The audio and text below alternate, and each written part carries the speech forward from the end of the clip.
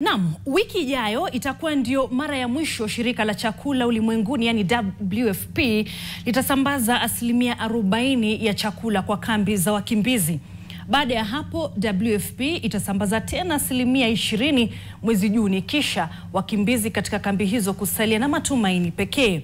Shirika hilo lililo chini ya Umoja wa Mataifa linakabiliwa na changamoto kubwa ya ukosefu wa fedha kuendesha shughuli zao na haswa katika kambi za wakimbizi nchini Kenya.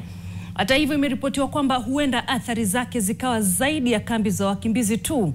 Mwezi Mei ndio mwezi wa mwisho kwa wakimbizi kupokea chakula kilichopunguzwa tayari kwa 40%.